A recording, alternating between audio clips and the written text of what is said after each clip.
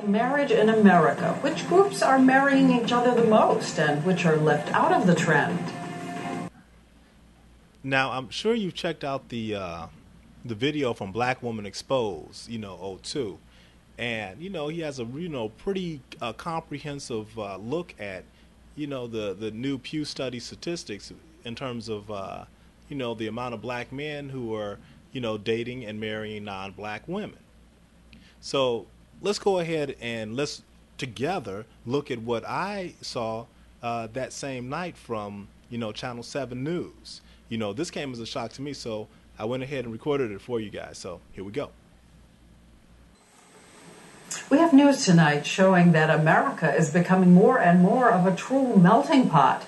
Researchers have found that Americans are more likely than ever to marry outside their racial or ethnic group.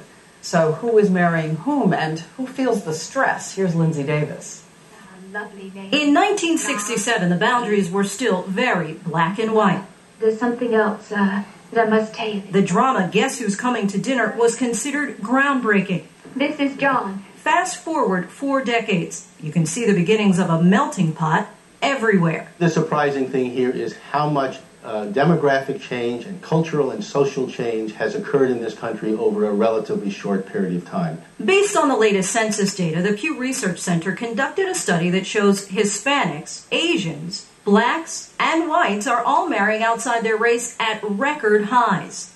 Interracial marriages now account for a record 1 out of 6 new marriages in the U.S., which makes us one of the most colorblind countries when it comes to saying I do, second only to Brazil.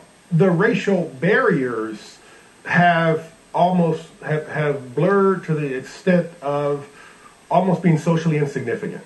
Interracial marriage among Asians and Hispanics remains at a steady pace. The big change is in the black community. In 2008, 22% of all black male newlyweds married a non-black, just 9% of all black female newlyweds. We have this thing called the black girl curse. The consensus in this group was that they want to get married, preferably to a black man, but the pool has dwindled.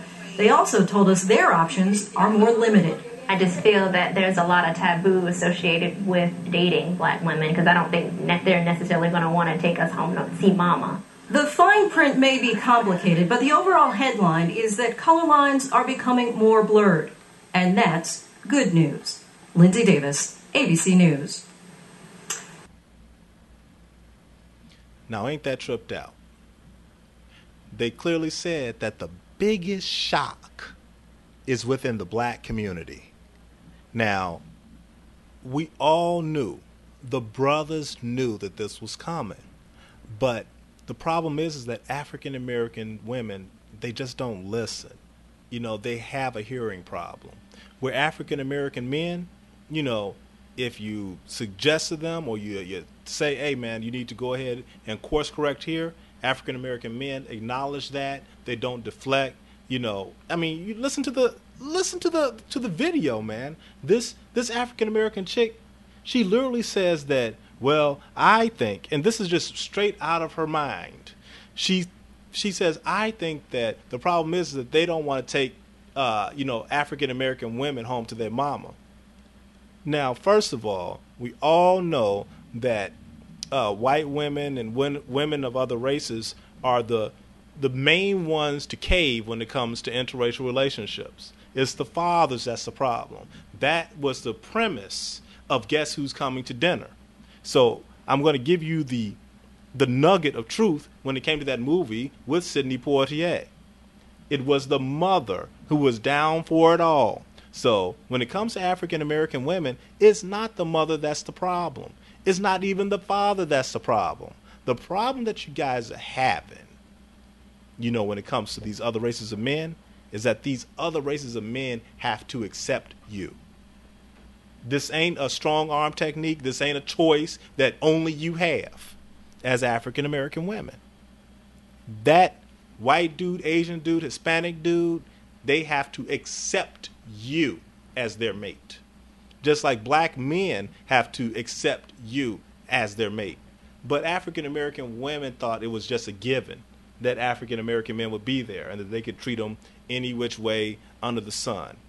And that's something that's basically false. See, African American men have found out and figured out something, and I'm going to deliver the hard truth to you.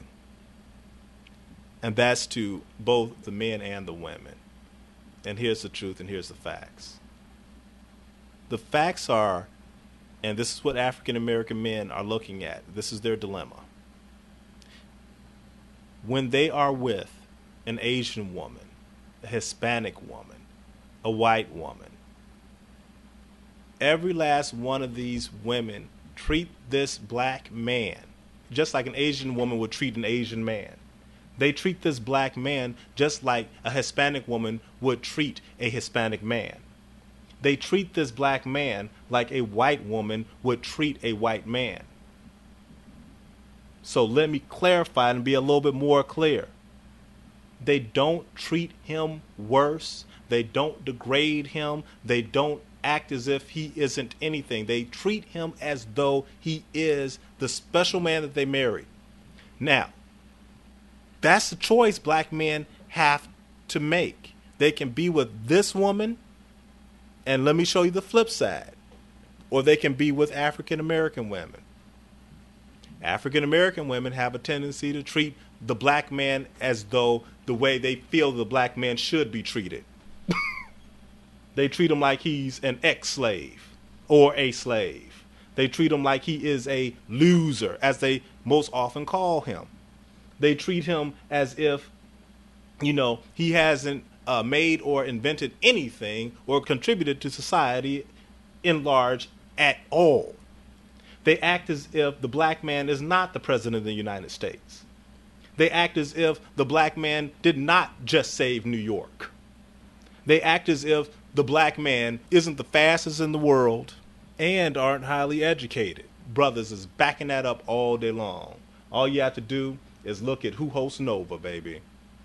They act as if black men weren't Martin Luther King. They act as if black men did not, become scholars and professors. They treat black men like every last single one of the jailbirds that they date and procreate with. And black men got tired of it because black men are not thugs. Black women love thugs, so they seek out thugs. Black men are not jailbirds. Black women seek out jailbirds and thugs, and they procreate with that same jailbird. Black men got tired of being called gay and on the down low all the time, because black women had a problem with their little thug boyfriend, their pookies, coming back from prison acting a little bit different. Look, when you don't have, black men figured out basically they don't have to have this big giant weight on their back, and it turns out the big weight comes from African American women, and that's why it's 22% high, and that was in 2008. So what are the numbers now? You know damn well they're approaching 30%. So whether or not African American women are at 9% or whatever, that's very low compared to black men. You can double 9% and still not hit 22. It's just the way it is. And it's by African American women's own design, own fault. You don't hear. When was the last time you heard an Asian woman say that I'm a strong, independent Asian woman, and that's why you should be with me, to the Asian man? How about the Hispanic woman? Hell, how about white women? I'm strong and independent. Now, you should be with me because I'm strong and I'm white. You ain't never heard that.